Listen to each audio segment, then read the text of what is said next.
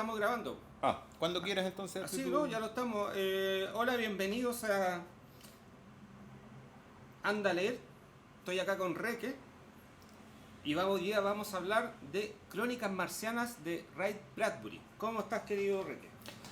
Bien, muchas gracias por la invitación. Este es un libro que todos leímos de chico. Igual a lo mejor todos ven mucha gente. Pero que ha sido un deleite revisitarlo. Oye, yo también lo leí cuando chico. Y... puta, como tú bien dices, agarra otra significación ahora que uno lo lee. Sobre todo, no sé, por ciertos aspectos como por ejemplo la onda nuclear. Ujú. De hecho, este libro, por lo que estaba viendo un youtuber que comenta cuentos de libros de ciencia ficción, te lo voy a enviar.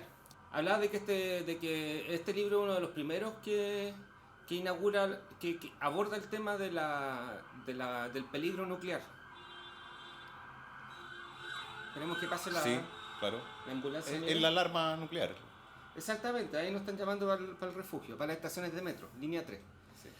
Sí. Primer, ¿cómo se llama? Creo que el primer escritor de ciencia ficción que toca el tema de la amenaza nuclear como apocalipsis. Esto se escribió después de la Segunda Guerra Mundial, pero antes de 1950 o bordeando 1950, entonces era una cosa que estaba fresca. Anteriormente en la ciencia ficción había salido, ¿cómo se llama este libro que escribió Aldous Huxley? Brave New World o Sí. El Mundo Feliz, y esta que escribió este espía británico, el de Orwell, en 1984, pero esos son distópicos. Sapo de la Utah, Orwell. Y Sí, sí, era un agente británico, de hecho ese libro, 1984, ha sido, al igual que Hannah Arendt, ha sido ocupado como alta propaganda anticomunista. Pero esos libros son de carácter distópico, no son post-apocalípticos, que es diferente, pero están relacionados, obviamente. Pero son distópicos y Ray Bradbury incorpora esta situación en este libro y uno diría Guerra Fría, siglo XX, Cambalache y toda la cuestión, claro. menos mal que quedó atrás y ahora somos todos deconstruidos, pero en realidad pareciera que no ha cambiado mucho la situación porque eh, no sé, hay cosas muy interesantes que tienen que ver con el mismo peligro atómico Ujú. y la misma extinción de la civilización. Porque al final de cuentas también este otro tema que es re interesante en este libro, que cuando chico, ya sea lo leyó en el colegio o estaba en el estante, entonces uno lo pescaba y lo ojeaba, que tiene que ver con el tema de el desarrollo y fin de las civilizaciones. Porque tanto la civilización marciana como la civilización humana tienen una suerte de paralelismo. No sé si te parece. Sin Sí, perjuicio que lo vamos a tocar más adelante. por supuesto. Pero también tiene que ver con la noción de las civilizaciones en decadencia. Y la imposibilidad de, de que estas mismas civilizaciones se den cuenta de su propia decadencia. Entonces, teniendo esos factores como ahora que me saltaron a la vista, ahora que lo leí 2 veces, ¿cachai? Yo lo leí hace como 4 años, lo encontré maravilloso, y dije, oye, qué buena esta weá. Y lo leí ahora a propósito de que teníamos que hacer esto, claro, lo encontré más actual que nunca, de hecho, absolutamente vigente en casi todos los aspectos. Este libro no tiene como high-tech, en el sentido de que es como... Se habla mucho de que es como poético la aproximación de su prosa y la descripción de los personajes, como los espacios son más poéticos, y no profundiza, no sé, a lo Isaac Asimov en temas tecnológicos respecto a cómo funciona tal aparato. Acá la cosa es mucho más, está simplificada, en el sentido de que los extraterrestres incluso están medio antropomorfizados, y no sé, por la facilidad de tomar un cohete para Marte como si quien toma un turbús para el Quisco, ¿cachai? Sí, por eso tal vez es una cosa que hemos hablado antes, en otro contexto, de que el término que se usa para agrupar a toda esta generación y a este género, el de ciencia ficción, es un poco equívoco porque engloba lo que tú mencionabas, lo que se conoce como la ciencia ficción dura, que es máquina, fierro, ciencia, con la condición humana. Y eso de usar eh, algunos extranjeros, países no descubiertos o mundos perdidos para hablar de temas humanos es un aparato viejo. O sea, los viajes de Gulliver, las cartas marruecas, cosas, ya se había hecho eso. Pero en el siglo XX hay qué cosas, hay bombas atómicas, hay naves espaciales y eso por supuesto permea la literatura de su época. Reemplaza la magia, la ciencia es la magia del modernismo. Eh, y así como se ocupaba la fantasía, como tú decías, o las alegorías fantásticas para hacer sátiras sociales o críticas, la ciencia ficción, la buena ciencia ficción, Sí. cumple un rol similar, de hecho es un género bastante político. O sea, por lo menos Crónicas Marcianas es un libro muy político, social también. Eh, pero no, es político porque habla de las sociedades mismas. La diferencia, y ahí a mí lo que me gusta de Crónicas Marcianas, por ejemplo, y si lo vamos a comparar con el libro este de Orwell, 1984, que en 1984 el cuco del Estado. Hay un gran villano que es el Estado. Acá no existe el Estado propiamente tal en las Crónicas Marcianas, no se menciona el Estado. No. Sabemos que existe porque mandan cohetes, misiones oficiales y todo el cuento, ¿cachai? Y porque existen guerras, una guerra después que explota literalmente en la Tierra, pero en las acciones mismas no tiene que ver el Estado versus el individuo, como sí ocurre por ejemplo en las sociedades distópicas, en las novelas distópicas que se habían escrito hasta esa época. Sí, a propósito de ese punto que mencionas, el mismo Elon Musk ah, habló del tema.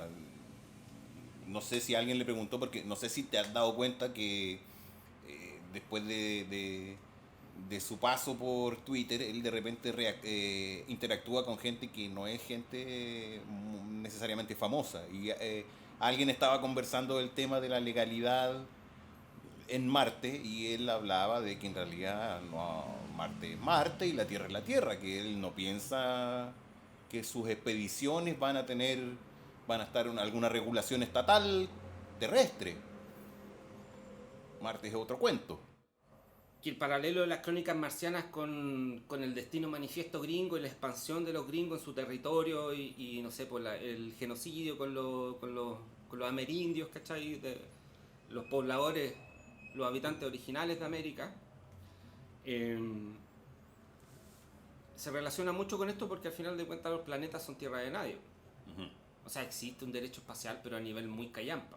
Y si de hecho el derecho internacional en el planeta Tierra ya vale pico, porque no existe una herramienta coercitiva que se pueda exigir en el espacio aún más. De hecho, justamente la carrera espacial tiene que ver con temas de recursos más que con temas de humanismo propiamente tal, por lo menos ahora.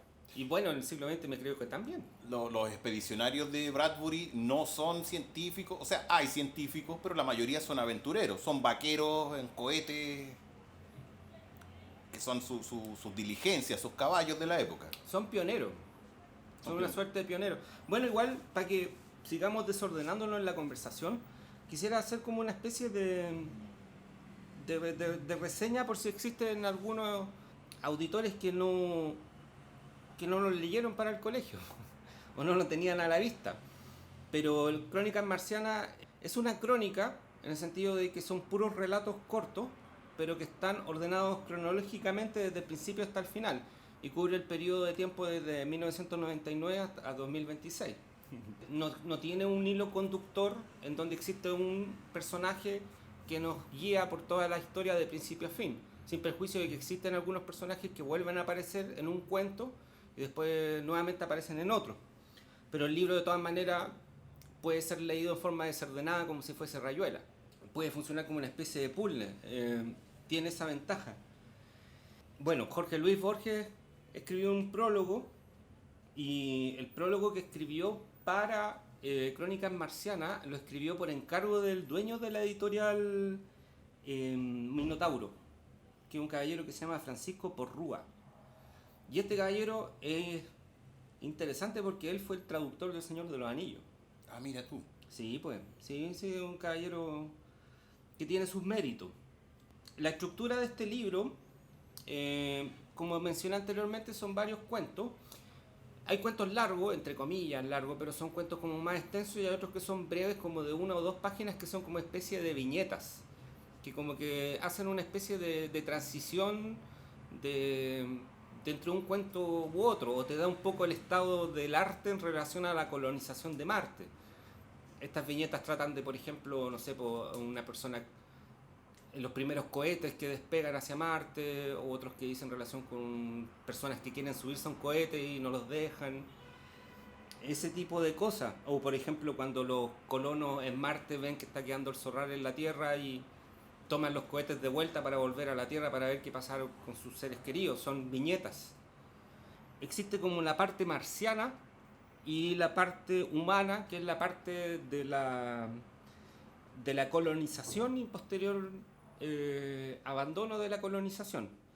La parte marciana es del del primer cuento hasta Aunque siga brillando la luna, que es como uno de los mejores cuentos que hay. Ese es el del... Spengler. Claro, cuando el humano tiene esa reacción, entiende lo que va a pasar en definitiva y se siente abrumado.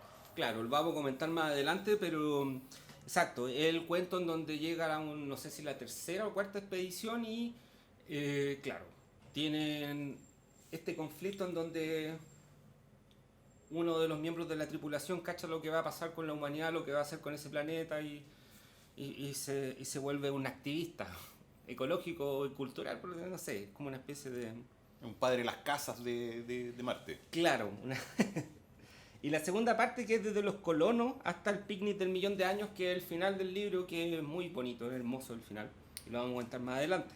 Sí, yo de hecho me tuve que refrenar el impulso de hablar del último, porque ¿cómo vamos a hablar del último al principio de esta conversación? No, así que esperémonos.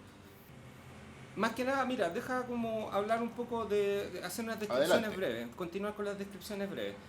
Es interesante porque la gran parte del libro transcurre en Marte, salvo 2 cuentos, que uno dice relación con la escapada de los negros hacia Marte, porque están chatos de esta especie de libertad falsa que tienen con los gringos, Sí. porque también toca el tema del racismo. Y otro que es devastador, que es de esa casa abandonada, que los robots siguen funcionando a pesar de que los humanos ya se extinguieron por las bombas nucleares. Sí. Pero salvo eso, todo está ambientado en Marte. Me parece que alguno del principio es el verano del cohete, puede que... Tenéis razón, ese también, hay como 2. Me gusta ese nombre, el verano del cohete, suena así como unas vacaciones canábicas. Claro, mi primer cohete.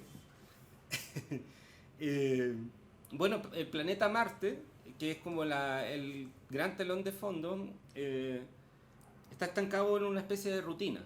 Es un planeta en donde la civilización marciana está como en una especie de rutina. Hay un aire melancólico y lúgubre en el planeta.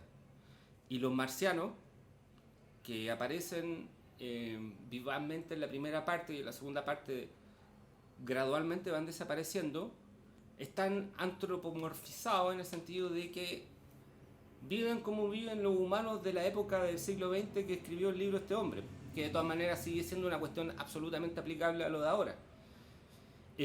Son conformistas, viven en espacios suburbanos como, ¿cómo te podría decir? Como estas weas que tienen los gringos. No es periferia, porque acá es Suburbio. Suburbia, de hecho, el término que usan. Suburbia, que les gusta usar. Nosotros hablamos de periferia, a veces quiere decir que eres flight. Sí, claro, no es lo mismo. Pero, No es por lo ejemplo, Lomas de lo Aguirre, a eso se refieren. Algo así sería una suburbia gringa. Sí. Y bueno, son personas que tienen grandes avances tecnológicos los marcianos, pero existe cero sorpresa, cero maravillas, o sea, los cuales no se maravillan en lo más mínimo de los artilugios que tienen. Creo que se puede hacer un paralelo más o menos como nosotros nos relacionamos con la tecnología actualmente. Y gente muy apática, y mejor decirlo de inmediato, pero los marcianos tienen una sensibilidad telepática. Y esta sensibilidad telepática, que poco a poco la vamos a ir explicando más adelante, se relaciona con el hecho de que usan máscaras de metal. Sí, es un detalle interesante ese. Sí, la raja esa cuestión, yo no me acordaba cuando chico tanto de eso. Y eso principalmente.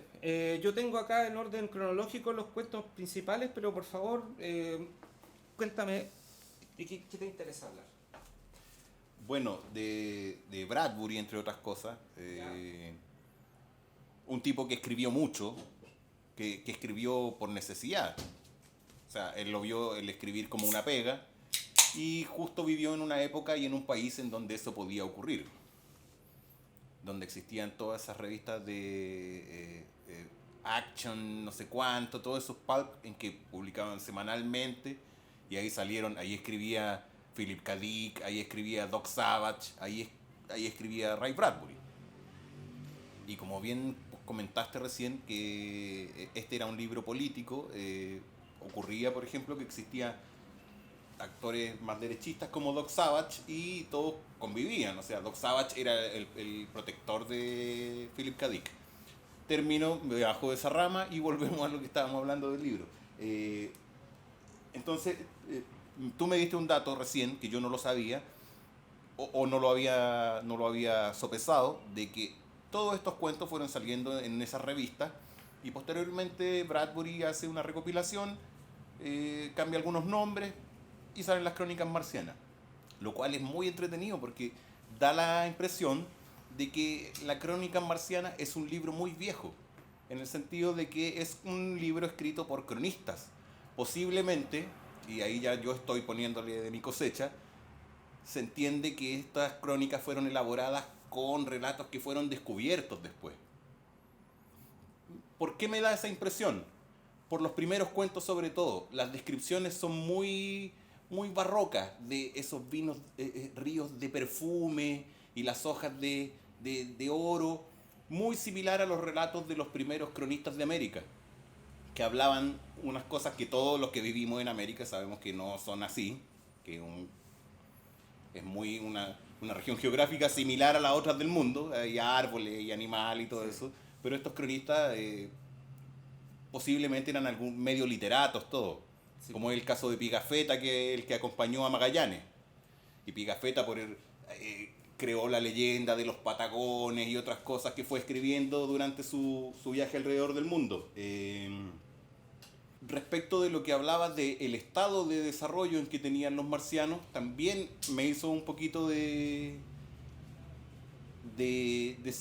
sentí una cercanía con lo que estos mismos cronistas hablan de los mayas que ya vivían en un posclásico, en que habían alcanzado un estado de civilización más o menos importante, iban en un decrecimiento, pero que era un decrecimiento no decadente, sino que ellos tenían un nivel de vida para la época aceptable, para como ellos concebían la vida en sociedad aceptable, y había muchas ruinas, porque ellos no vivían en las ciudades que nosotros conocemos, las grandes ciudades mayas.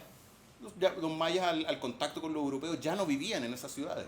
¿Qué es lo que parece que en el cuento de Spender, que parece que Spender, o no sé si lo estoy confundiendo con otro, se da cuenta que las ciudades ya estaban abandonadas hace mucho tiempo. Cuando ellos llegan, cuando ellos llegan, las ciudades no estaban llenas de marcianos. Sí, hay una pequeña prevención ahí. Adelante. Al igual que ocurre con la colonización de América, los humanos llevan la viruela a Marte. Lo que pasa es que no sé si es la varicela, parece. La varicela, tenés razón. No sé si es la segunda o tercera expedición, que son los que son confundidos por locos y los encierran en un manicomio. Ellos, mientras viajan hacia allá, sufren la muerte de uno de sus miembros de la tripulación. Uh-huh. Entonces, y después creo que es la tercera. Y después viene la cuarta, en donde ya se encuentran con lo que tú mencionas, con las ciudades ya abandonadas.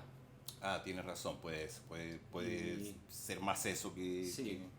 sí, se produce una especie de genocidio biológico, bacteriológico, que también ocurrió con los gringos, pero los gringos eran unos derechamente dolosos cuando le pasaban las frazadas ahí con... O sea, lo celebran, es la fiesta nacional. Sí, cuando le pasaban las frazadas ahí sí, con no me acuerdo qué enfermedad, creo que los españoles sí, también hacían. Sí, era viruela, esa... Cowpox o no, otra de esas, Smallpox creo, ¿no? Smallpox. Bueno, no sé si quieres seguir con el tema de la estructura o seguir con las reflexiones libres. No, sí, o sea, eh, lo que pasa es que a medida que vayamos avanzando podemos tocar algunos cuentos. Sí, eso sería importante. El primer cuento, que también es muy interesante, se llama Isla, que también está, que está datado en febrero de 1999, que es de un matrimonio marciano en donde ella sueña con humanos. Sueña en forma romántica con un humano que va a llegar al planeta. Lo bueno de este cuento es que está escrito como en una clave más John Cheever, más de Sí. suburbio, ¿cachai? Está más relacionado más con ese género y ahí, más que de ciencia ficción, o sea, tiene unos elementos de ciencia ficción porque hay un elemento mistérico que después que se revela, que es el hecho de que los sueños de los marcianos forman como ellos perciben sucesos que van a ocurrir o cosas que están ocurriendo a la distancia, porque como tienen esta especie de sensibilidad telepática, Ujú. pueden percibir algunas cosas y lo que hace ella de alguna manera es soñar con la pronta llegada de la primera tripulación humana al planeta Marte. El marciano, el marido de ella, funciona en la clave dentro de lo que es un marido norteamericano de suburbio de los años 50, que es como la mujer como propiedad y ni siquiera y sale y elimina a estos humanos que llegan, porque ella hablando en sueño habla de los nombres del capitán que llega, que encuentra que es guapo y todo el cuento, y como más o menos cuánto se van a acercar y dónde aterrizan. Entonces este sujeto sabe y va, pero también se lo oculta a ella, como que de alguna manera la trata como hueoncita, como que la mantiene encerrada. Me da la sensación de que Ray Bradbury te habla como no son tan diferentes a nosotros, y lo dice con su qué, que después vaya a cachar un poco a medida de cómo cuando una vez que termina un libro, como que por eso yo te mencionaba hace un comienzo que también habla este libro habla mucho de las decadencias de las civilizaciones, y este libro habla de la decadencia de las civilizaciones tanto como la marciana como la humana. Cada una tiene su propia forma de caerse a pedazos, y por eso justamente este libro tiene estas dos estructuras en donde está dividido en dos partes, en donde está la parte marciana y la parte humana. Los marcianos se parecen mucho a los humanos, justamente porque Ray Bradbury buscaba este paralelismo en el sentido de si una civilización tiene noción de que está llegando a su fin o no, si es capaz de tomar conciencia de eso o no. Ujú. Y tanto como los marcianos como los humanos son incapaces de percatarse de eso, que es muy... Y yo creo que por eso Ray Bradbury no se molesta mucho en que los marcianos sean muy diferentes a los humanos, sin perjuicio que tienen peculiaridades bastante especiales, ¿cachai? Entonces parte con ese cuento que es muy interesante, y aquí nos damos cuenta que los marcianos usan máscaras. Claro, usan máscaras de metal.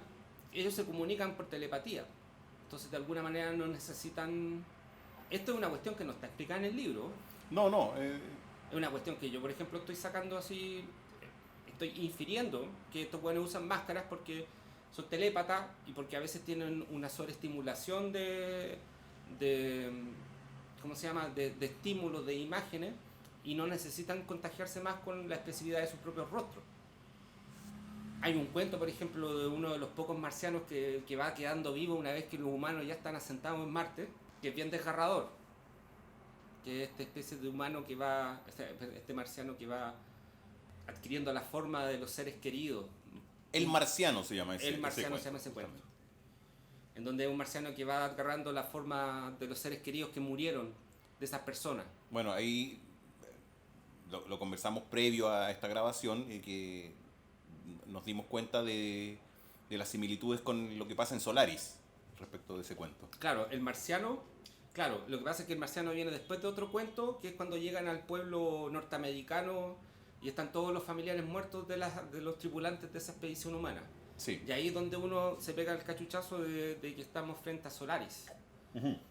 Entonces, tiene esos dos cuentos. Claro, pero en el segundo cuento, que se llama El Marciano, que es donde este marciano pareciera que no de forma voluntaria, sino que él le nace, él se va convirtiendo en estos seres humanos ya muertos que estas personas añoran y extrañan. Como que él le nace como un reptil, va cambiando como, no sé, pues como un camaleón cambia de colores, ¿cachai? Es algo que no puede evitar y algo reflejo. Entonces ahí como que yo siento que más allá de que sean telépatas propiamente tal, tienen una sensibilidad telepática que es como que va más allá de poder decir y escuchar cosas. Esa misma máscara de repente para nosotros puede ser el lenguaje, o sea, las barreras que ponemos entre nuestros anhelos, las cosas que sentimos y nuestra forma de comunicarnos con los demás. Pasa con este caso, con estos marcianos, que la forma que ellos encuentran de comunicarse con los hombres es lo que perciben de ellos y les hablan de eso. Les muestran sus parientes muertos, sus dolores, y sin intención de lastimarlos, solamente de comunicarse con ellos. Por lo menos en el caso del marciano. Por lo menos en el caso del marciano. Porque en el otro cuento hay un poquito de resistencia y marcianesca. Sí. Bueno, y esa es la primera expedición, en donde al final de cuentas la primera expedición humana que llega a Marte muere por un tema de pasional, de celo, fracasa por un tema de celo y no por una cuestión de defensa patriótica. De hecho, esto es interesante en Marte, que ellos poco a poco van sintiendo que van llegando y que van llegando los humanos, pero ellos entre que no se dan cuenta o entre que no lo asimilan. Pero en ningún caso existe una defensa patriótica marciana. Solamente en este cuento que mencionamos, en donde el de la tercera expedición, que es el que más le gustó a Borges. Sí, es borgiano. Exactamente, pero mira, está este cuento que te mencioné que se llama Hila, que es de esta marciana que sueña con como si fuese una fantasía romántica, pero al final de cuentas ella está soñando lo que va a ocurrir días después. Pero está este otro cuento que se llama Los Hombres de la Tierra, que es cuando llega la segunda expedición humana a Marte y los humanos son ignorados por los marcianos. Y los marcianos finalmente los encierran en un manicomio. Es absurdo este cuento. De hecho, todo como tiene un aire absurdo. En general, las crónicas marcianas tienen un aire absurdo en el sentido de que los marcianos no se asustan con los humanos. Los humanos llegan a un planeta desconocido buscando ser reconocidos y por favor, ¿dónde están? Arrogantes, o sea, por favor, queremos que nos den una medalla por llegar acá. ¿Dónde está el alcalde? Llegan con esa actitud. Los marcianos en este cuento parecen indiferentes al riesgo que corren como civilización cuando llega la segunda expedición, porque los confunden con locos. Al final de cuentas creen que son marcianos que están locos. ¿Y por qué? Porque los marcianos tienen esta capacidad que también es muy interesante, que no habíamos mencionado antes, que tienen una sensibilidad telepática, pero también tienen tienen la capacidad de proyectar. Sí. De proyectar esta sensibilidad telepática, de proyectar lo que ellos van pensando. Si ellos se sienten como humanos, se van a convertir o van a tener por lo menos apariencia como de humanos. Y de hecho justamente en el manicomio ocurre algo similar. Sí, de hecho en el manicomio hay muchos ufólogos también, pues que ellos también han visitado la Tierra o son terrícolas. Exactamente. Y claro, obviamente los marcianos, no sé si en ese cuento o en otro dicen, pero todos los marcianos sabemos que es imposible la vida en la Tierra porque existe mucho oxígeno. Que es Los Hombres de la Tierra, que es de la segunda expedición. Aquí es interesante porque nos enteramos de que los marcianos pueden proyectar sus sueños y sus delirios. Así como los marcianos también, si sienten de que un ser humano echa mucho de menos a un ser querido muerto, los marcianos, como tú mencionaste, algo similar en Solaris, toman la forma de este ser querido muerto porque es la mejor manera de poder comunicarse con esta otra criatura que está llegando. Y pueden adoptar la forma de esta criatura y engañan. Ahora, quería mencionar este cuento para poder llegar al que queríamos conversar, que es el cuento que se llama La Tercera Expedición, que es el que le gusta más a Borges, que la tercera expedición, después de un viaje muy duro, en donde muere uno de los miembros de la tripulación en el camino, estos son más pillos porque cachan que existen ya 2 expediciones antes, que las cuales no tuvieron ninguna noticia al respecto. Entonces ellos aterrizan en un lugar alejado de las ciudades marcianas. Pero finalmente, mientras van aterrizando, descubren que justamente donde aterrizan es en un pueblo norteamericano en donde está habitado por todos los parientes muertos de ellos. Sí, ahí se esmera en las descripciones Bradbury, canciones de época, menciona todo eso. Uno llega a ver un pueblo americano, o sea, yo leyéndolo visualizaba la casita de palito blanco con un petirrojo y una vitrola sonando, yo lo vi. Sí, este cuento, cuando yo lo leí hace poco, lo que te mencioné es que, claro, pues como que... Pero esta es la noción de Solaris. O sea, Solaris, yo no leí la novela de Lem. No, yo vi la película igual, ¿no? Yo vi las 2 películas, pero no leí la novela, entonces no podía hacer una comparación Con literal. la película donde actúa, ¿quién es? ¿Salvador Allende? ¿O el Vitautas, el autor ese, o sea, perdón, el actor es el estonio? Sí. O, Que tiene una película donde o hace Allende. lituano, hace de Allende, sí. Tiene una película en que hace Allende, que es una cuestión que descubrí hace poco. Y la de George Clooney, que también es bastante buena. De otro registro, eso sí. Ahora, claro, acá en este cuento es como en este cuento sí existe una planificación marciana de defensa. Porque al final de cuentas esta tripulación muere, los matan. Claro, ahí seguramente ya había empezado a morir gente de varicela. Probablemente. En el libro no dicen desde cuándo empiezan a ocurrir estas epidemias. Pero no dicen cuándo. Solamente cuando llega la 4ª expedición, que ¿cómo se llama? Donde está Spender, este antropólogo, arqueólogo, que es como el padre de las casas marcianos que existen. Ahí sabemos que ya está el zorral con respecto a la epidemia, pero antes no lo sabemos. Pero en este cuento, en la 3ª expedición,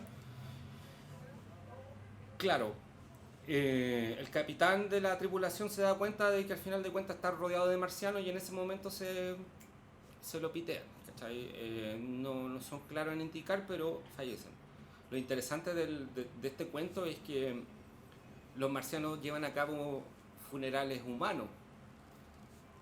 Sí, siguen con la pantomima después de muertos los hombres. Cuando no es necesario seguir con el cosplayeo, siguen siendo cosplayers de humanos. Y hasta lloran a sus muertos, a los mismos tripulantes que ellos mataron. Ellos con el disfraz con esta proyección de sus parientes muertos los entierran sufrientes. Y llevan a cabo un funeral humano que ahí te pone a pensar de que, claro, existe una defensa, pero esta capacidad de metamorfosearse en estas proyecciones de delirios que tienen o ensoñaciones o materializar pensamientos que tienen los marcianos, no necesariamente algo que dominan o algo que fuese como una especie de... que fuese algo tan fácil de sacar y ponerse como si fuese un disfraz. Uh-huh. Es mucho más complejo. Pareciera que estuviesen mucho más incorporados dentro de su metabolismo propio. Sí, me da la misma impresión. Los marcianos siempre me parecen que son como inocentes, no veo malicia nunca en ellos. Lo cual puede ser a propósito, o sea, Bradbury nos los quiere mostrar así, como unos buenos salvajes. O sea, claro, está el primer marciano, eso sí. O sea, las defensas que ellos hacen de sus cosas, de su mujer, de su planeta, que son defensas que no son belicistas no son una defensa militarizada, sí. No son militarizados los marcianos. Ese es el tema. No los muestra de forma militarizada Ray Bradbury.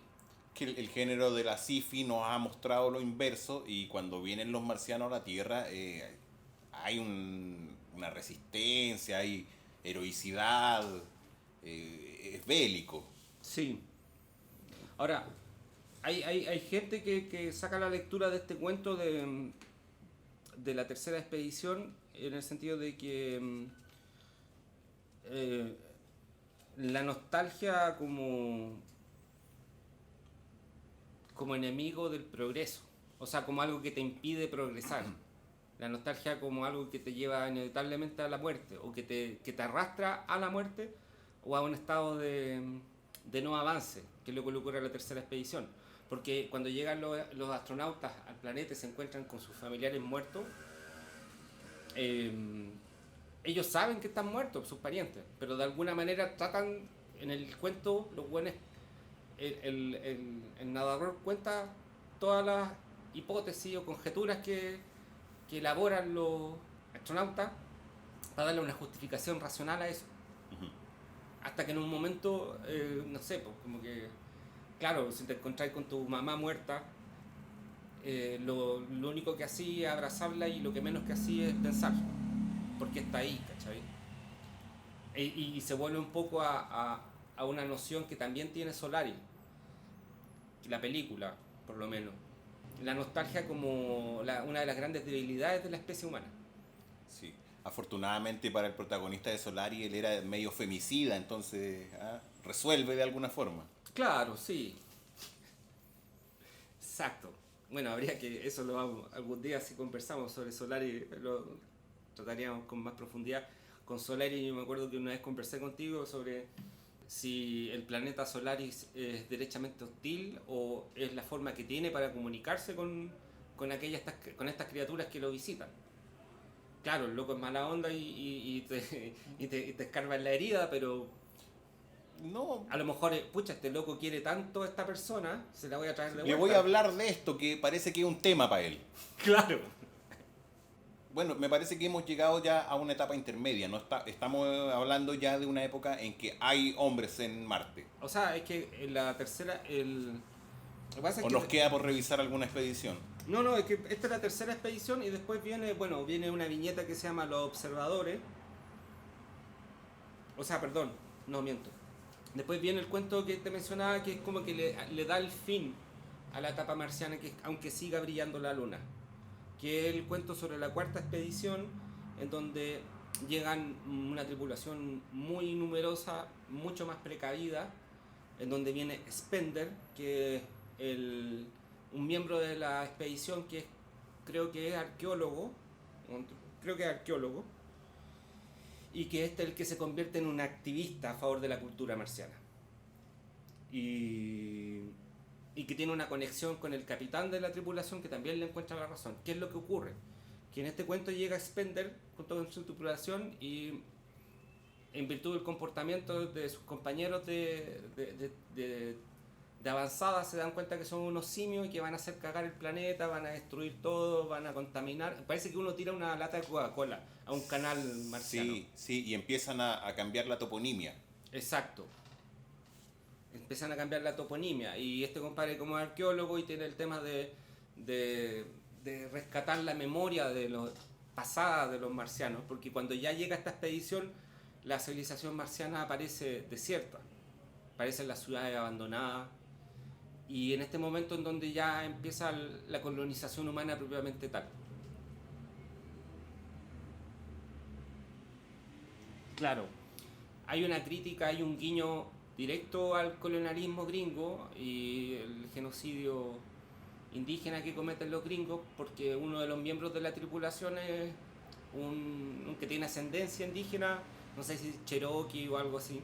Y Spender, que es este loco que confronta a sus compañeros diciéndole que no hagan cagar este nuevo planeta, trata de generar una empatía con este miembro de la tripulación con respecto a su propia identidad. Sí, lo recuerdo.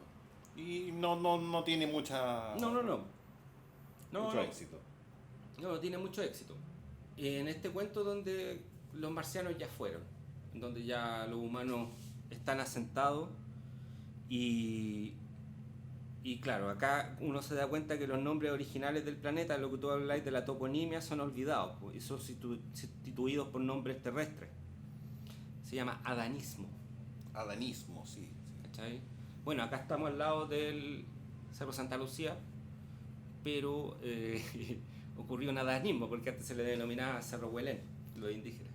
Sí, bueno, en Chile en general hemos Bueno, el nombre del país es el nombre antiguo. No hubo una pérdida total. No, Pero de repente eso es como hasta más desconcertante. sí.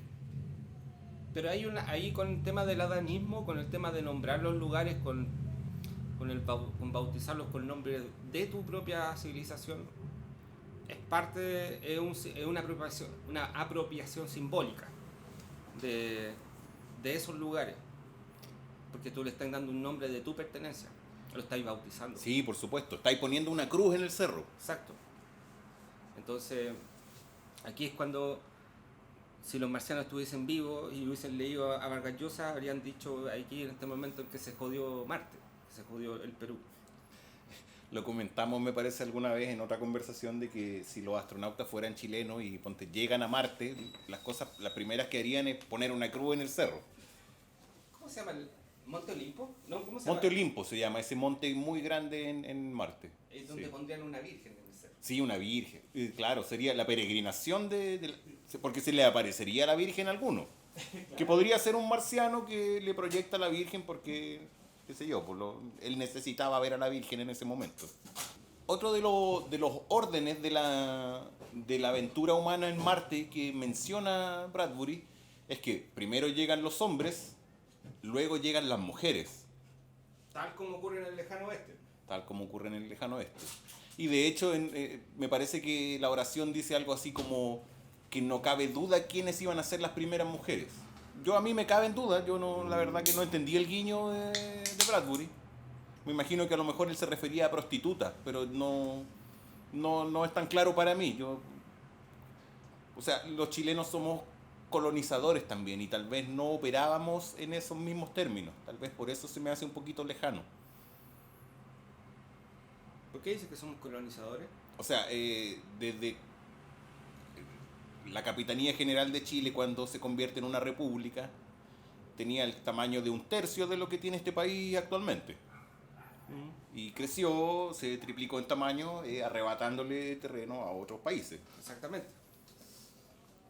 Por eso ahí aprovecho de de juntarlo con cosas que te quería comentar respecto de, bueno, tú eres ampliamente versado en este tema, de las impresiones que a uno le dan de cuando está en el Norte Grande. Que tiene varios elementos similares a lo que uno le... O sea, para mí cuando yo conocí el Norte Grande, me acordé al tiro de Crónicas Marcianas. Sí. De estar en una tierra que es una tierra que no era originalmente de mi nación. Sí, exactamente.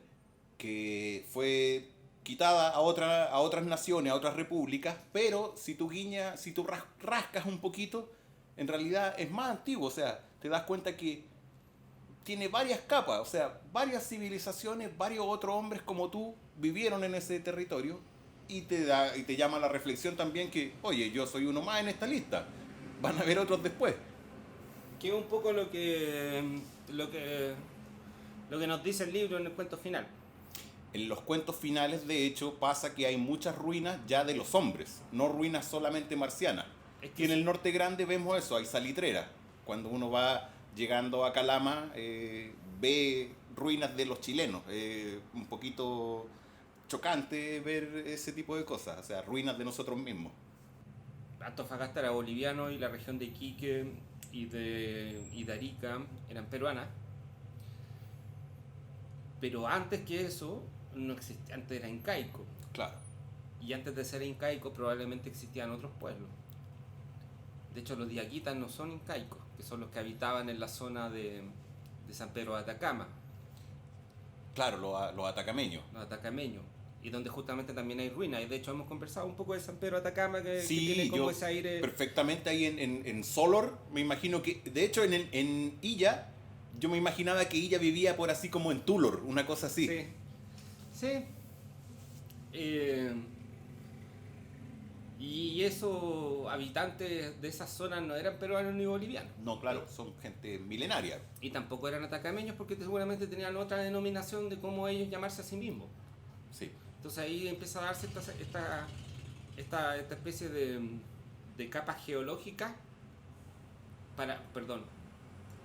parecido a las capas geológicas, que se da también con el tema de las ruinas, que cada civilización deja su rastro a través de esas ruinas. Y los chilenos ya dejamos nuestras ruinas con las salitreras y todo el hueveo. Sí, sí, a veces los historiadores o los arqueólogos hablan de como de los horizontes. Y un horizonte tardío, qué sé yo. En tiempo ha pasado poco porque probablemente, no sé, pues nuestros bisabuelos a lo mejor estuvieron en la salitrera. Y pasando tan pocas generaciones ya ese tema, ya esos son ruinas y es un mundo perdido. Caminar por ciudades de ese tipo da muchas reminiscencias respecto de lo que uno puede leer en Bradbury. No sé si Bradbury tiene una imaginación muy prodigiosa o tuvo experiencias de ese tipo. Creo que él es originario del Midwest norteamericano. No sé de qué ciudad o De Illinois, creo. Illinois. ¿Sabes por qué me acuerdo que es de Illinois? Por esa serie que dieron en el Canal 4, El Teatro de Ray Bradbury. Ah, de veras. En la intro él decía, el pequeño pueblo de Illinois donde nací. Ya. Y bueno, también existen, hablamos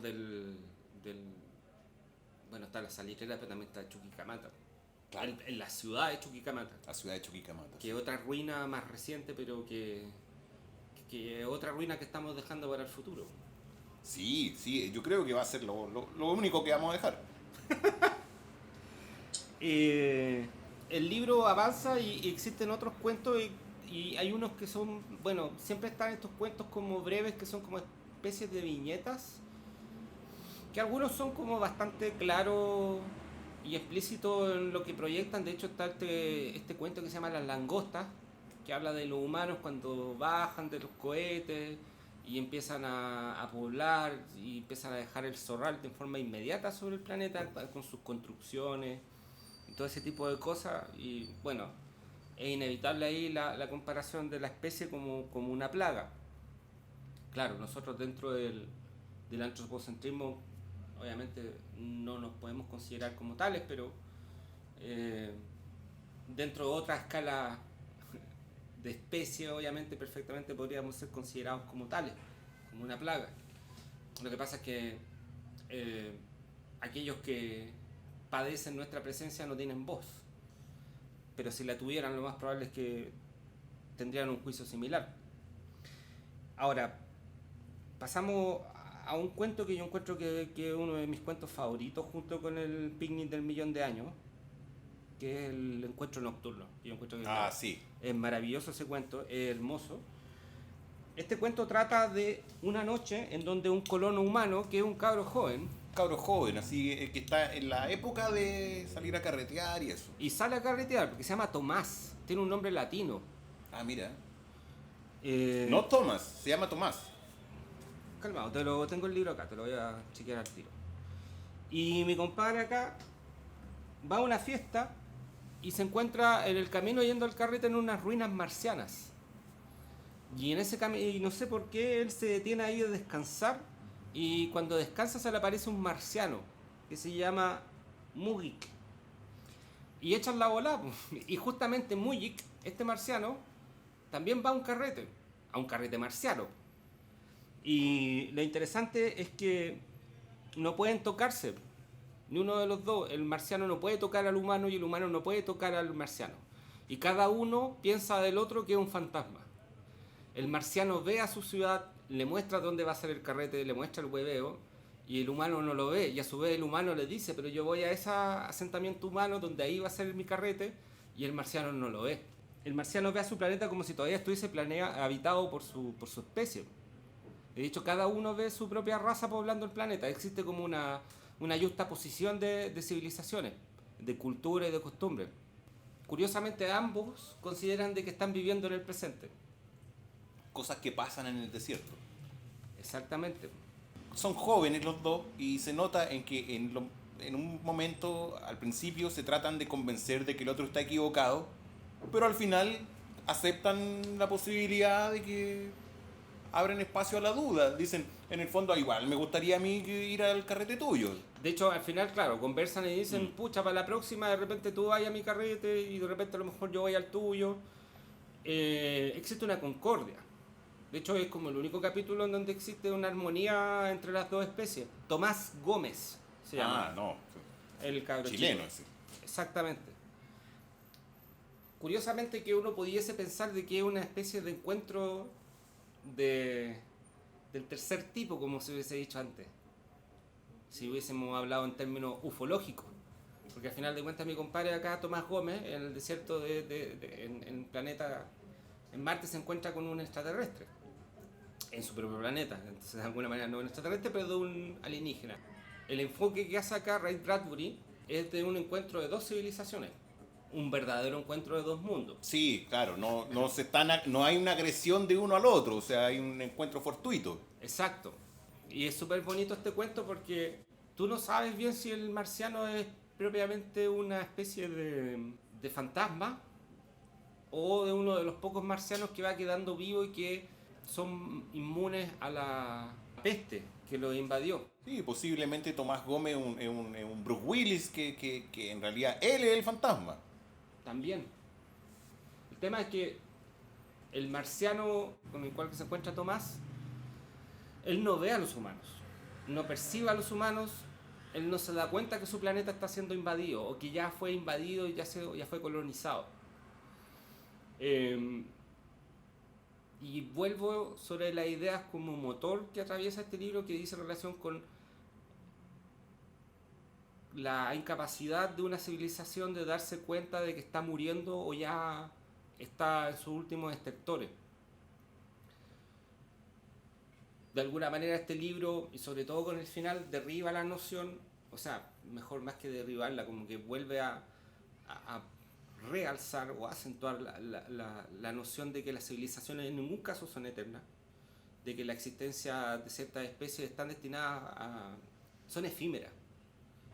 Habla de lo efímero de todas las civilizaciones y de la incapacidad de las propias civilizaciones de darse cuenta de su mortalidad. Roma hablaba, por ejemplo, de ser una civilización eterna. Y claro, si duráis 8 siglos, de más que si te tocó vivir en el siglo III de la época romana del imperio, tú pensáis que esta weá va a ser por los tiempos de los tiempos hasta Claro, siempre. y los demás son todos puros simios. Y tú eres tú hay inflación y fenómenos modernos, o sea.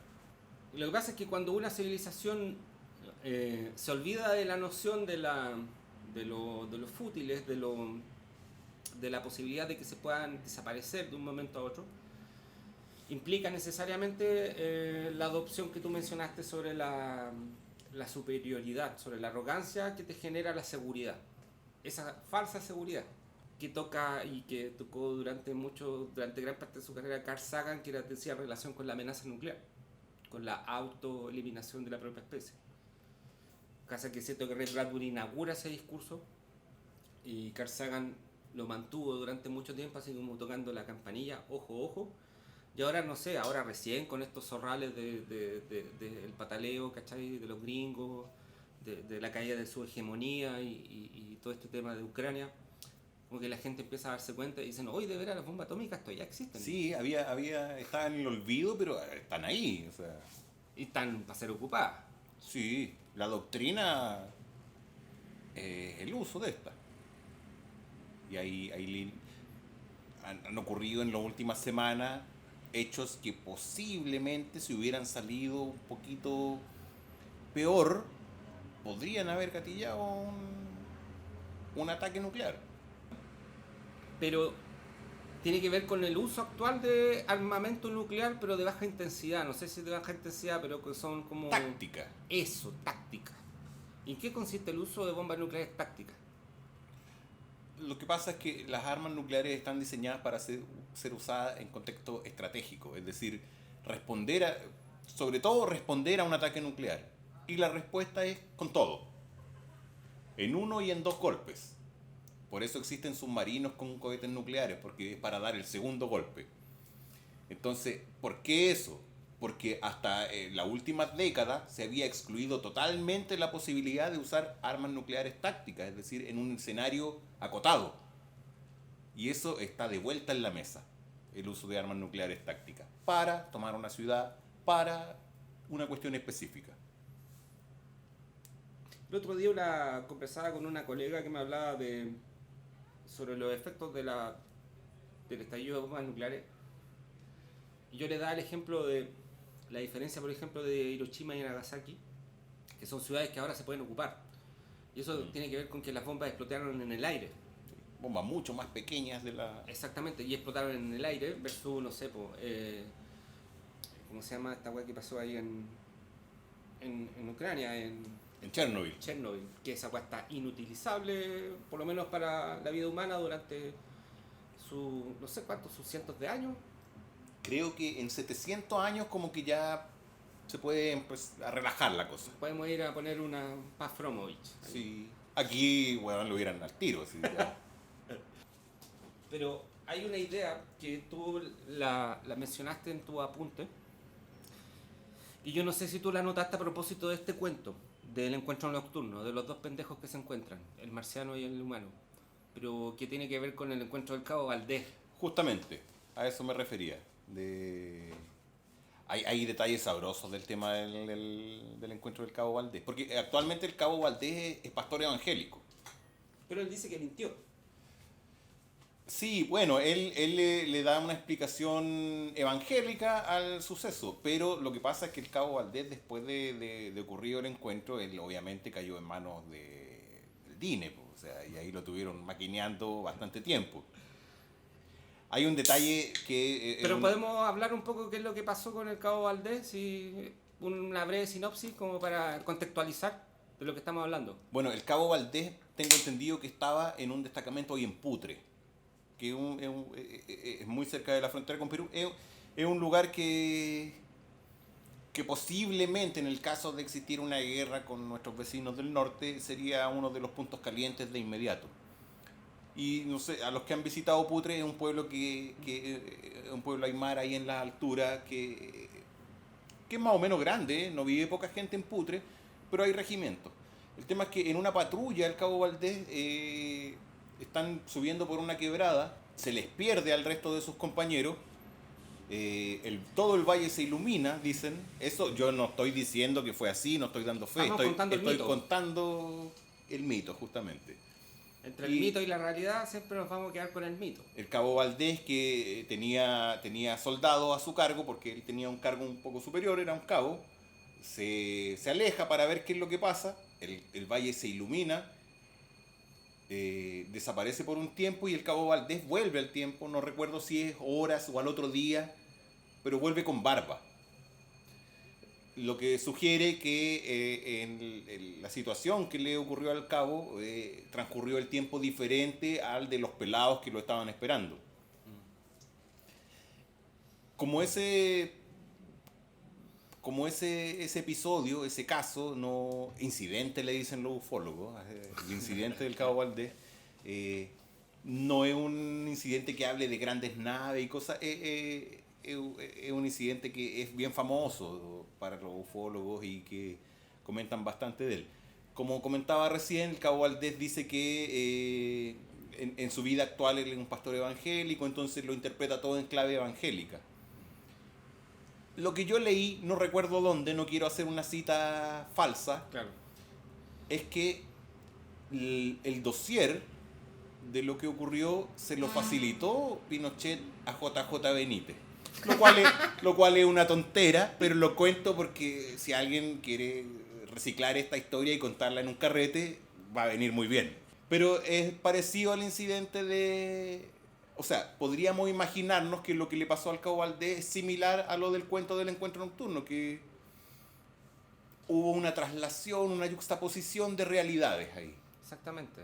Y la aventura del Cabo fueron varios días, que es lo que pasó, por ejemplo, en las aventuras de Espartaco, en esos monos animados, Exactamente, que ellos viven muchas aventuras con Espartaco y vuelven a tomar 11 ese mismo día. Exacto.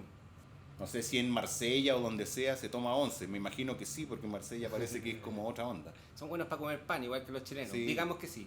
Sí. Son los chilenos de Europa. Claro, uno pensaría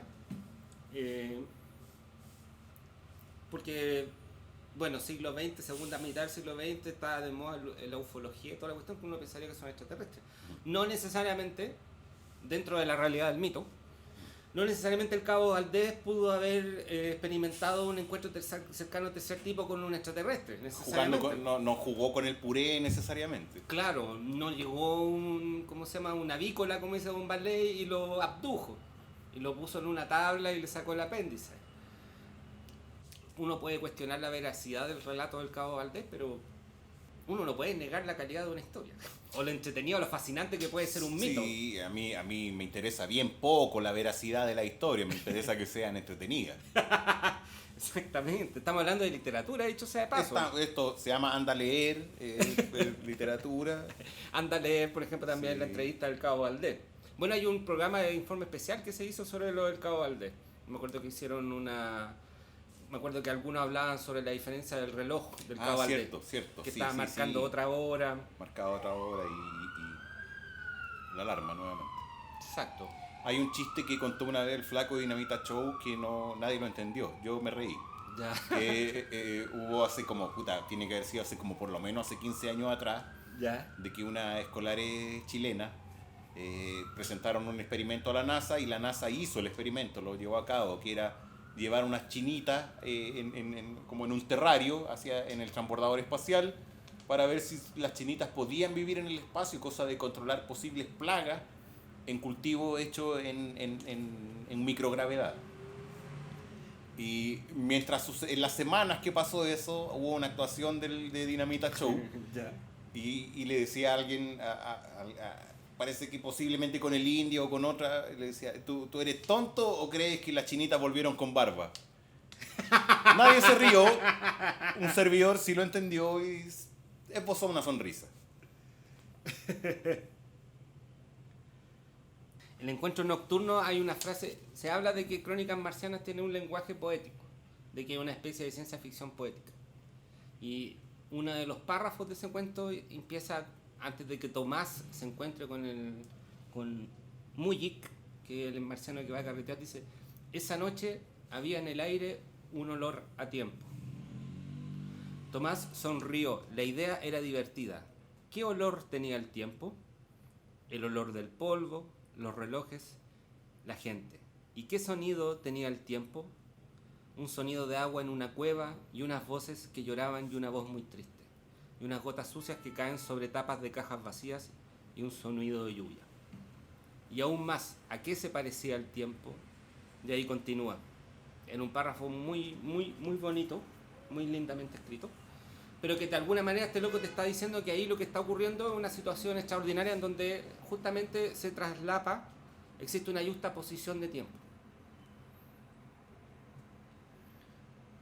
Donde existen criaturas que tienen una naturaleza que no se condice con una naturaleza humana, que es la capacidad, por ejemplo, telépata, o sea, esta sensibilidad telepática de proyectar sus delirios, de proyectar lo que imaginan, de alterar, de hecho, estos marcianos, este psiquiatra marciano que trata esto a la primera... Duros métodos tenía Sí, complejo el psiquiatra marciano que trata a una de las tripulaciones de humanos que lo confunden con loco, él llega a creer que hasta el cohete de los humanos... Se sorprende, dice, oye, que este es uno de los casos más complejos que he visto de este delirio. Que este delirio es perfecto, está muy bien recreada esta nave espacial.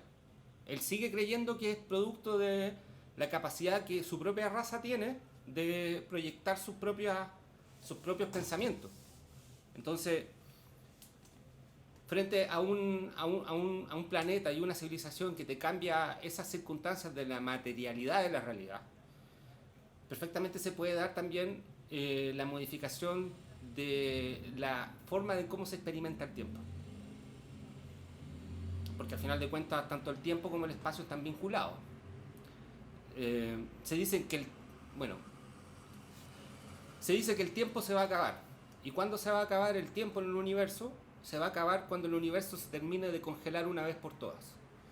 Que obviamente va a ser cuando se acaben todos los soles, cuando la energía restante de los soles muertos termine por eliminar toda su materia, toda su energía calórica, Y cuando todo eso termine, ahí se va a acabar el tiempo. ¿Por qué? Porque va a dejar de existir un devenir propiamente tal, una modificación de las circunstancias de los hechos.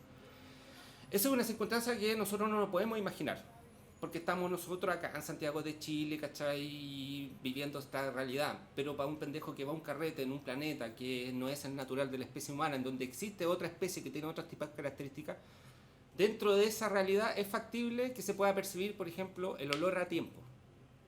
Sí. ¿Cachai? Y eso es muy lindo de ese cuento y una cuestión que es muy bonita porque trata un poco de asir algo que no es posible de captar. No, claro, y por eso es necesario un lenguaje poético para hablar de esas cosas. Claro. O sea, la poesía justamente es para decir aquello que no quieres decirlo o no sabes cómo decirlo. Que no podía agarrar con otras herramientas. Exacto. Está el cuento de los negros que se llama Un camino a través del aire, que es como... Esto antes del jugo de los derechos civiles de los gringos en los años 60. Así que ya creo que aquí Ray Bradbury también tiene que ver. Este cuento trata de los negros de un determinado pueblo del sur de Estados Unidos consiguieron fabricarse un cohete y todos van a subirse a ese cohete y se van a ir a Marte. Porque en la Tierra están puro sufriendo bajo el yugo de los blancos gringos, racistas. Es un tema absolutamente social, tiene que ver con una cuestión propia de la sociedad gringa, uno podría decir de aquel entonces, pero las huevas, pues hasta el día de hoy los negros siguen siendo... El pecado original de los gringos. Claro, como aunque suene como irónico, sarcástico, los blancos siguen jugando tiro al blanco con los negros. Y una persistencia un poco. El pecado original, como tú mencionas, es lo que propició un poco la riqueza de esta nación. Y bueno, acá se hace cargo un poco de eso acá Ray Bradbury. Pero tiene que ver también con el tema de la migración. ¿Por qué la gente migra? ¿Por qué la gente huye? ¿Por qué la gente se va de un lado a otro, generalmente? Y tiene ese tema de la nueva tierra, la nueva promesa. Siempre desde el sometimiento y escapar del sometimiento. De hecho, los negros tienen un gospel que se llama Go Down Moses. Moses se refieren a Moisés. Y Let My People Go. Que es Moisés hablándole, Don Moisés. Al faraón. Sí, pues para tu weá. Let my people go. Es un gospel.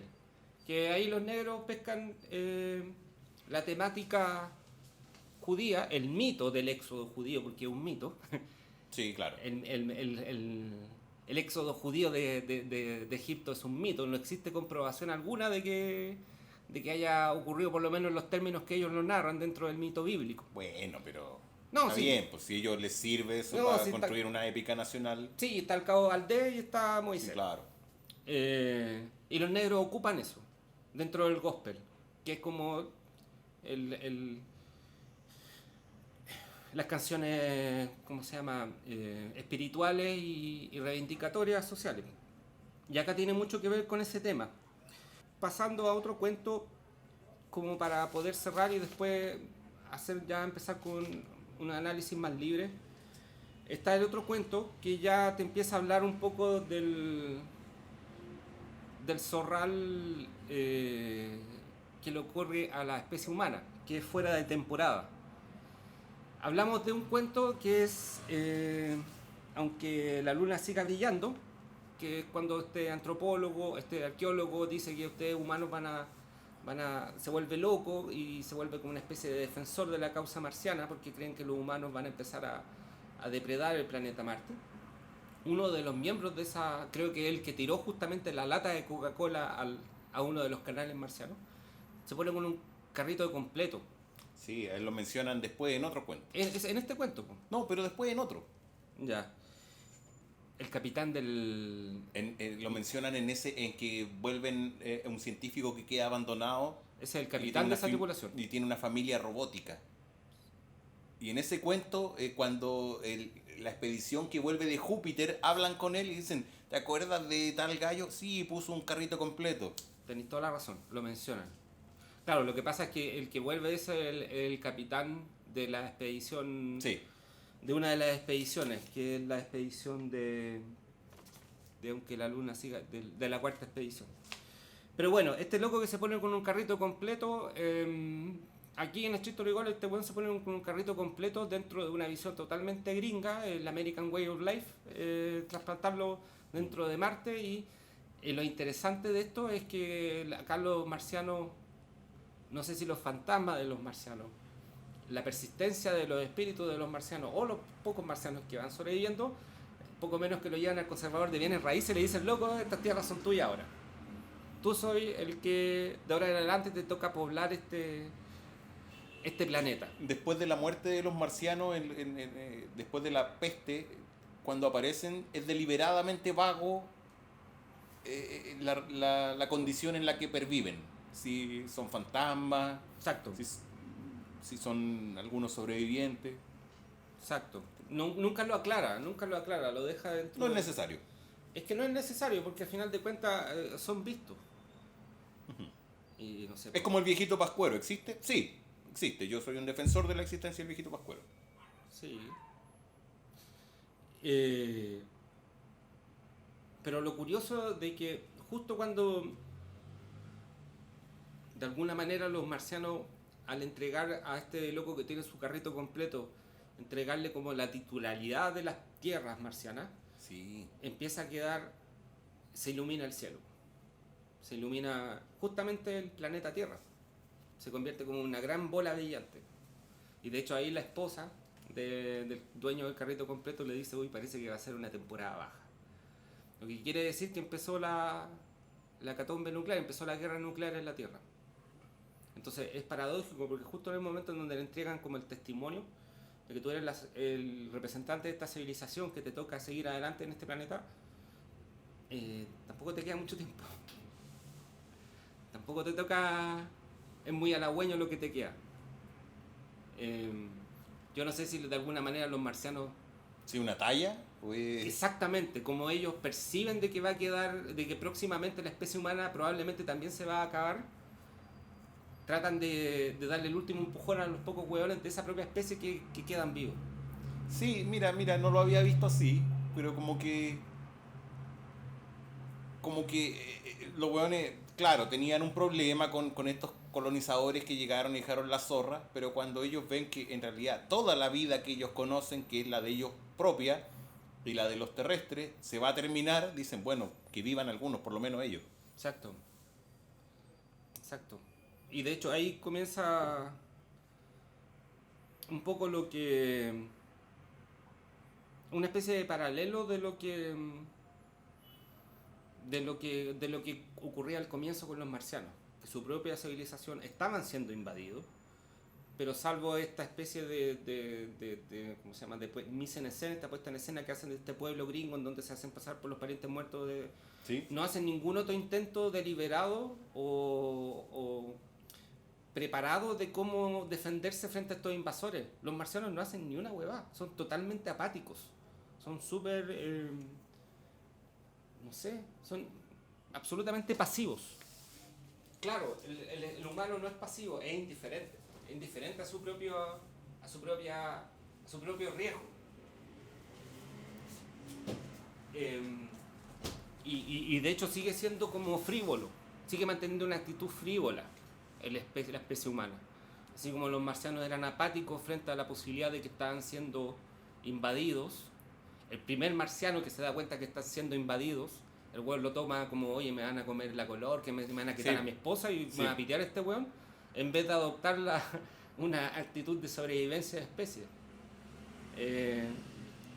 Son de diferentes maneras, pero las dos especies no ponderan el hecho de las circunstancias en donde están parados.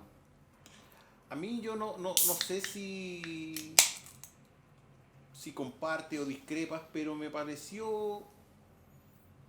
No llegué a entender el fenómeno de el regreso a la Tierra, sobre todo ante la guerra, y sobre todo escrito por un autor americano, que consideremos que América siempre ha sido el lugar donde se va a vivir la gente que arranca de la guerra. El continente americano. El continente americano. Yo cuando hablo de los Estados Unidos, digo los Estados Unidos, no digo América.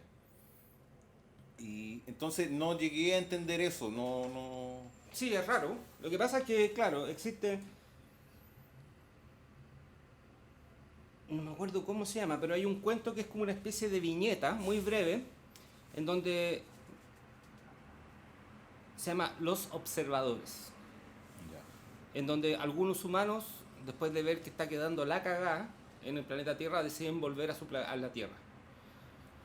Yo a veces lo pienso por el que quieren volver con sus seres queridos. Ujú. También lo interpreto de esa manera. Por otro lado, también sin metrópolis no Claro. existen colonias. Sí. ¿Cachai? Y claro, el cuento que tú estabas ahí aludiendo hace un rato después, en Marte ya quedó como medio abandonado, nuevamente.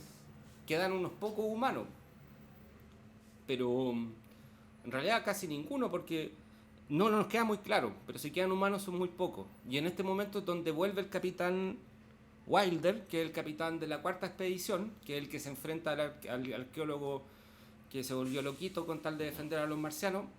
Y este capitán justamente fue a volar a explorar el resto del sistema solar. Él vuelve de su viaje después de explorar el sistema solar. Han pasado Cerca de 20 años se demora en dar esa vuelta. Han pasado muchos años y él vuelve. Y se encuentra con un antiguo compañero de tripulación que está con su familia. Sí, esta persona no vuelve a la Tierra porque mientras ocurre, cuando estalla la guerra, él está en las montañas estudiando los restos de los marcianos. Claro. De hecho, técnicas quirúrgicas específicamente. Claro, el capitán Wilder vuelve y se encuentra con un miembro de su tripulación que justamente se quedó en el planeta de Marte haciendo lo que tú mencionabas. Te digo inmediatamente cómo se llama el Hathaway. What is love? Baby don't help me. La Gran Guerra ya tenía 20 años. El planeta Marte era una tumba. Hathaway y su familia, en las largas noches marcianas, se preguntaban a menudo, en silencio, si la Tierra sería todavía la misma. En ese espacio, en ese ámbito vuelve el capitán Wilder, se encuentra con su colega. El capitán está mucho más joven porque pasó el tema de la relatividad y él no envejeció porque estuvo orbitando. Y acá descubre que la familia de Hathaway son robots. Claro, porque en ese caso son totalmente jóvenes. O sea, Exacto. es una mujer joven que es esposa de un viejo. Exacto. Y muere de un ataque cardíaco, de hecho, Hathaway. Sí. Y lo más bonito de este cuento que es los otros miembros de la tripulación de que vienen junto con él de explorar el sistema solar dicen que hay que pitearse a estos robots porque ¿qué van a hacer ahí solos? Y el capitán Wilder al final decide que en realidad tienen que seguir vivos, funcionando. Déjalos piolas, o sea, Sí, ¿qué te molesta? Claro, ¿tanto te importa? Sí. Que a mí me recuerda mucho eso a Inteligencia Artificial, la película de Spielberg, en donde al final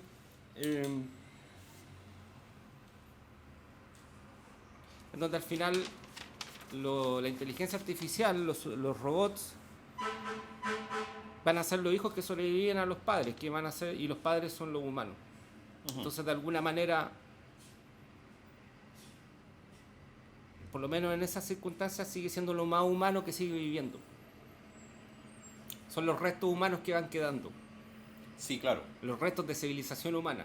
Porque por mucho que sean no seres biológicos, viven como viven los humanos. Entonces, por lo menos, porque de alguna manera hacen pervivir la cultura humana. En una canábica tarde en Parque Almagro comentamos de otro libro que se llama Ciudad, que es de Clifford Simak, en que habla de un mundo en que los hombres se extinguieron y existe una civilización de perros. Pues los perros han vivido en contacto con los hombres mucho tiempo y logran una cierta civilización, una especie de planeta de los simios, pero con perros. Los mitos de los perros están relacionados con los hombres. Hablan de los hombres porque hay una memoria atávica de cuando ellos aprendieron cosas de los hombres. Y los hombres para los perros serían en ese caso los hombres para los que son, que posiblemente si nosotros ahora no logramos corregir el rumbo, vamos a extinguirnos. Exacto. Pero ChatGPT 3 va a vivir. Sí. O GPT 10, pues GPT 3 es muy básico. A propósito, quiero hacer un pequeño acápite respecto de ese libro. El cuento aquel de la casa,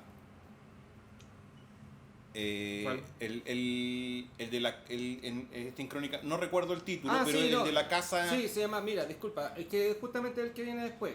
Este cuento se llama Vendrán lluvias suaves. Vendrán lluvias suaves. En donde el protagonista es una casa, es un hogar en Estados Unidos, en donde toda la familia está muerta, porque ha sido extinguida por la guerra nuclear, pero los robots siguen trabajando y la casa sigue funcionando. Ese mismo cuento existe en ese cuento, en ese libro.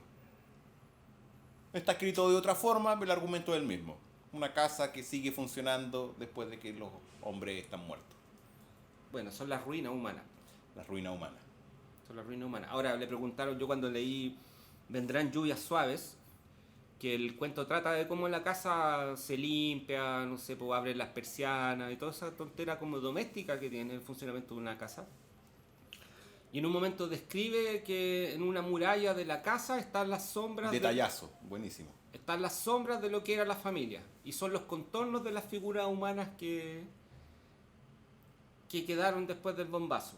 Y bueno, yo al tiro pensé en Hiroshima y Nagasaki. Pues, y bueno, después caché que en una entrevista hicieron a Ray Bradbury dijo que escribió ese cuento justamente a propósito de estas manchas de seres humanos que quedaron en estas ciudades japonesas con las bombas atómicas. Sí. Sí, cerca del memorial ese que hay en Hiroshima parece que hay una zona en que hay manchas de ese tipo.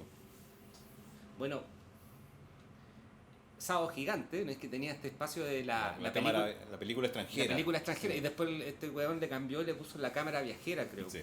Pero la película extranjera se llama la... Sí, el conocimiento que nosotros teníamos del resto del mundo en esos años. Una vez fue a Hiroshima y creo que fue a un museo que había ahí y mostró como los restos del Zorral. Y una de las cosas era una escalera en donde quedaba una mancha, había una mancha más oscura, que era el resto de una persona que estaba subiendo esa escalera cuando llegó el bombazo. Sí, como un negativo. Exacto. Pero la cosa es que una de esas manchas también inspiró a Ray Bradbury para escribir este cuento. Bueno, y al final, que es como una viñeta, en todo caso es bonito vendrá lluvia suave. Y después viene el picnic de 1.000.000 de años. Bellísimo. Que es el último cuento, que es hermoso. Yo a ese le encuentro varios guiños y es necesario que tenga guiños porque los humanos reciclamos nuestros mitos fundacionales. De hecho, uno de los principales que veo es a la Eneida. Espera un cachito, deja contar un poco Continúa. la trama para contextualizarlo. Sí. El picnic de 1.000.000 de años trata de una familia en donde los padres y sus hijos... El padre lleva a sus hijos en un supuesto viaje de pesca a Marte. Y los cabros chicos van muy encantados y muy entusiasmados. Pero en realidad están arrancando. Van a hacer una nueva vida en Marte. Y de hecho, una de las razones, uno de los ganchos que se le ocurrió al padre para poder entusiasmar a sus hijos para que fueran con él a este viaje de pesca fue decirles que él les va a mostrar los marcianos, Sí. cómo son los marcianos. Y los pendejos están muy entusiasmados por ver cómo son los marcianos. Y poco a poco, a medida que va pasando el cuento, el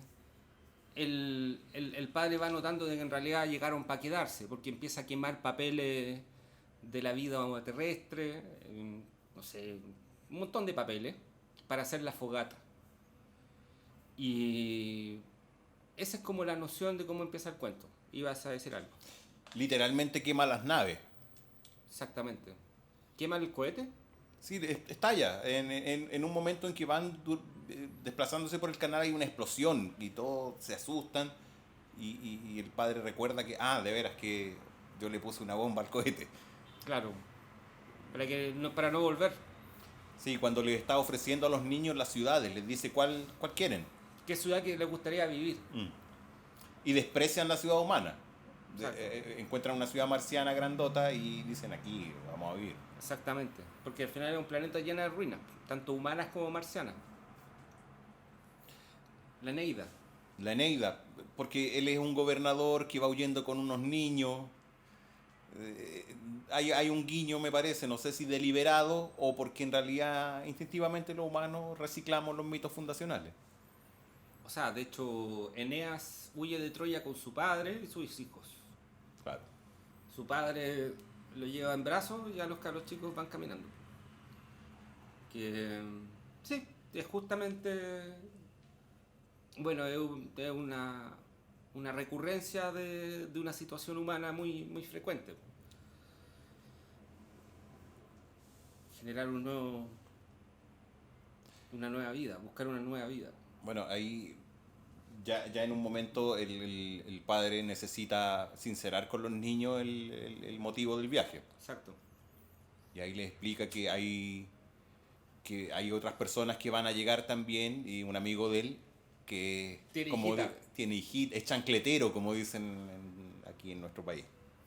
Sí, hay Y ahí se le arregla un poco el naipe a los niños. Se pone como nerviosín, me acuerdo, el niño que es como el protagonista del cuento. Sí, sí, pues dice que va a llegar una familia con unas niñas, entonces no van a estar tan solos. Y los pendejos quedan medio tocados y ahí el padre les dice, pero no se preocupen, yo les voy a mostrar yo les voy a mostrar marcianos de verdad. Y los acompaña y van a mirar el canal que tiene agua y ven el reflejo de ellos mismos. Y les dice, esos son los marcianos. Me gusta mucho que termine así el libro, porque termina como en el Génesis. Oye, lo anoté acá porque al leerlo me acordé al tiro del Génesis de que en el primero, en el segundo, en el primer versículo posiblemente dice, y la tierra, que en este caso sería el Marte, porque como son hombres y esa va a ser su planeta, en Sí. realidad Marte va a cambiar de nombre, se va a llamar Tierra. O no sé, no necesariamente, pero va a fungir de una nueva tierra para ellos. Exactamente. Dice, y la tierra estaba desordenada y vacía, y las tinieblas estaban sobre la faz del abismo, y el Espíritu de Dios se movía sobre la faz de las aguas. Tiene una noción bíblica. Y de hecho el final es bonito porque dice, siempre quise ver un marciano, dijo Michael. ¿Dónde están, papá? Me lo prometiste.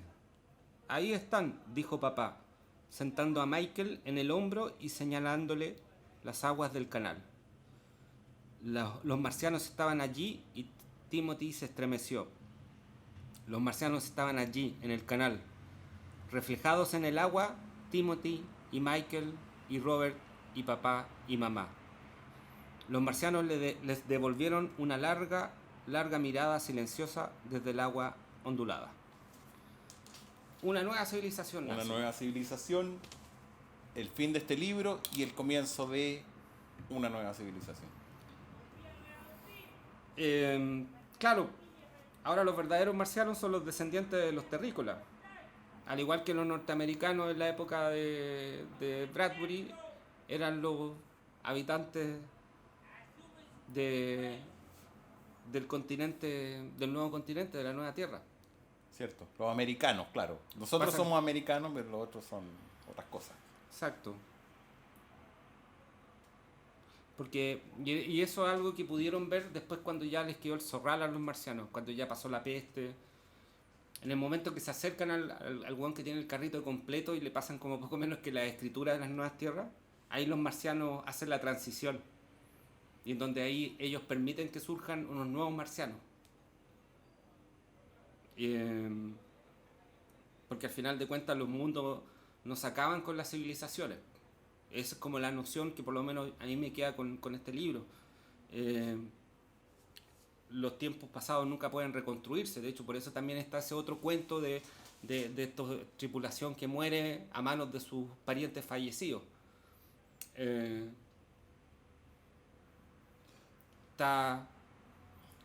Ocurre lo mismo lo que le pasó a los marcianos, al final de cuentas.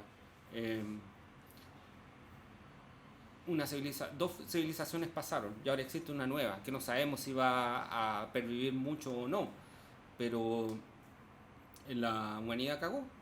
Y, y el hecho de que este padre con su hijo diga ellos son los marcianos, quiere decir que ya no son terrestres. Dice las edades, dice que tiene como, uno tiene 7, o sea, el niño que es como, que está consciente de lo que está pasando es un poco más grande, Mm, y sus hermanos menores tienen uno 7 y otro menos, dice, mm. algo así. Entonces son sus experiencias vitales, ellos las van a vivir en Marte, no van a estar atados a la Tierra.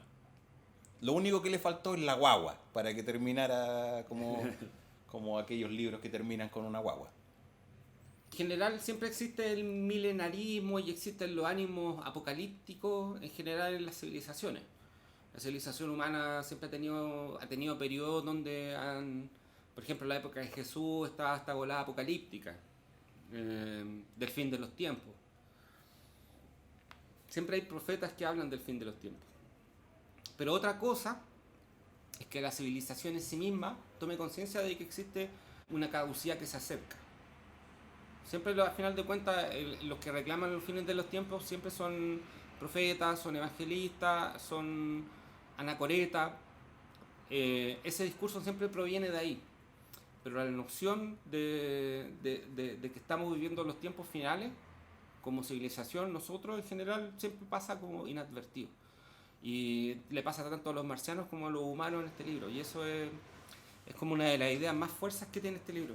Lo que hace este libro es qué es lo que ocurre, eh, qué es lo que ocurre con esta civilización o qué es lo que ocurre con lo humano, con una nueva tecnología y un nuevo contexto social y un nuevo contexto geográfico.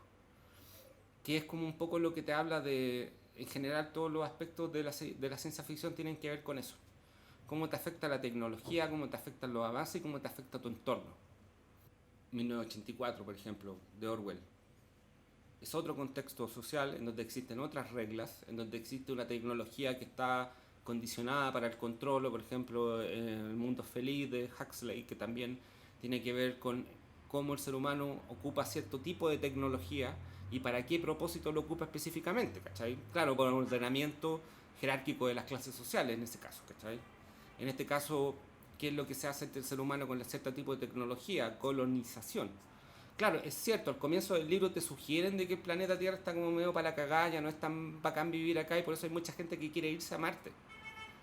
¿Qué es lo que hace el ser humano cuando se encuentra con la posibilidad de explotar un nuevo mundo? Es justamente replicar el estilo de vida en la Tierra. Y cuando este weón del último cuento, del picnic de 1 millón de años, te dice que él es marciano, te hace pensar que quizás y justamente el hecho de escoger una ciudad marciana para vivir con su familia, es como justamente empezar de foja cero, de tabula rasa. Y por eso te creo yo también que tiene que ver mucho con la ciencia ficción y no es un libro fantástico. Sí, estoy de acuerdo. Porque al final de cuentas todas las otras cosas son solucionables con explicaciones de párrafos así farsantes, ¿cachai? No sé, pues de que las naves espaciales, no sé, pues existen cámaras de hibernación, de que las tripulaciones bajaron con casco. Aparte que hay un weón en una de las viñetas que planta árboles en Marte. Entonces produce más oxígeno. Sí, los gringos tienen uno de sus personajes míticos de la conquista de Norteamérica, es el Johnny Appleseed, el plantador de manzano. Que viaja por todo Norteamérica plantando manzanos. Ujú. Y que dicen que esa viñeta, ese cuento que también está en Crónicas Marcianas, de un tipo que llega a plantar Y le bosques. falta el aire. Exacto. Justamente está inspirado en eso. Sí. Mucha gente habla de la ciencia como el desencanto con la ciencia en el siglo XX, producto del uso que se hace de la tecnología En el sentido de que no necesariamente una cuestión que nos va a llevar a al tener unas progreso. mejores vidas. Exactamente, la ciencia no necesariamente es esta garantía hacia el progreso que era como en la ola iluminista, ¿cachai? O moderna, los siglos XVIII y XIX. Pero creo que tiene que ver un poco ese debate sin querer como simplificarlo, pero está muy relacionado un poco con el sillón de Donoto. El tema al final tiene que ver con la inocencia de los iluministas, del racionalismo, de la ilustración, de los modernistas, en el sentido de considerar que una propia técnica por sí misma tiene un valor ético, en circunstancias de que no es así. Gran parte de los mayores avances tecnológicos están estrechamente vinculados con la guerra. ¿Y por qué? Porque ahí están las lucas. O sea, ¿en qué momento se invierte más en investigación científica? En los momentos de zorrales y en los momentos donde es necesario adelantarse a otros lugares y en momentos de guerra. El mundo de hoy es básicamente el mundo creado en la Segunda Guerra Mundial. Después hubo otros avances, cosas específicas, pero esos avances mayormente son depuraciones de cosas que se crearon en la Segunda Guerra Mundial, como los cohetes, los computadores, el plástico, etc. Las señales inalámbricas. Las señales inalámbricas. Que también fueron creados en el siglo XX, a mediados del siglo XX. Claro, yo no quiero ser cientificista en ninguna de esas voladas de... No sé, pues tampoco en la volada de Carl Sagan de hablar de forma maravillada, con los ojos brillosos, de lo maravilloso que es la ciencia por sí misma.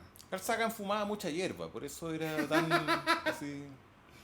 Igual era un bacán su volada, pero tenía esa volada de ponerle... No voy a tirar la primera piedra respecto de eso. Claro, uno tiene tejado de vidrio. No, pero era muy optimista en relación a la ciencia, pero es como tenerle mucha fe a las posibilidades que te puede otorgar la rueda. El tema es que la ciencia es verdad, más allá de que no necesariamente es buena, pero es verdad. Y yo creo que con esto estamos bien, así que... Un gusto, me gustó revisitar el libro y me gustó también esta conversación. Por supuesto, y vamos a estar hablando en una otra ocasión. Por supuesto. Analizando otros libracos. Gracias por la invitación. Ya, pues un gusto, esto ha sido Anda a Leer y muchas gracias por la audiencia y espero que estén bien. Adiós.